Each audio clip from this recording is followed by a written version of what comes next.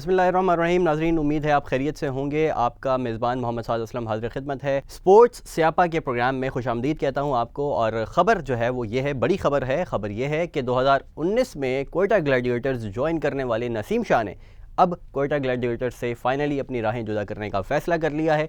Quetta Gladiators को नसीम शाह ने खैरबाद कह दिया है। ये है आज की बड़ी ख़बर। और ज़राए जो उड़ती उड़ती ख़बरें हम तक आ रही थी, वो पहले मैं वो बता देता हूँ, उसके बाद ज़राए से जो हमारी बात हुई है वो बता देता हूँ। तो उड़ती उड़ती ख़बर जो है वो ये थी कि कोयटा ग्लैडिएटर्स और पेशावर ज़ल्मी के बीच में कोई मुआहिदा हुआ है कि साइम ले लो और नसीम शाह दे दो।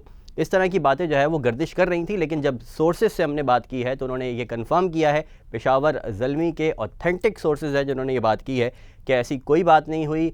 हाँ, ये बात हतमी है कि पेशावर ज़ल्मी सोच रहा है इस बारे में।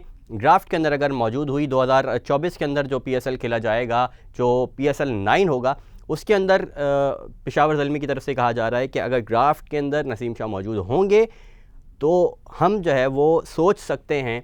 और सोर्सेज ये भी कह रहे हैं कि पेशावर ज़ल्मी चाहता है कि नसीम शाह उनके पास आ जाए, लेकिन यही कोशिशें इस्लामाबाद यूनाइटेड की तरफ से भी देखने में आ रही हैं। तो कंफर्म जो ख़बर है वो यही है कि कोयटा ग्लैडिएटर्स से नसीम शाह ने अपनी राहें जो है वो अब जुदा कर ली हैं। नसीम शाह इस वक्त जो है वो इंग्लैंड के अंदर अपना इलाज करवा रहे हैं। उनकी सर्जरी हुई थी, जिसके बाद अभी वो रीहैब के प्रोसेस के अंदर मौजूद हैं। तो ये थी अब तक की बहुत बड़ी और ताज़ा खबर।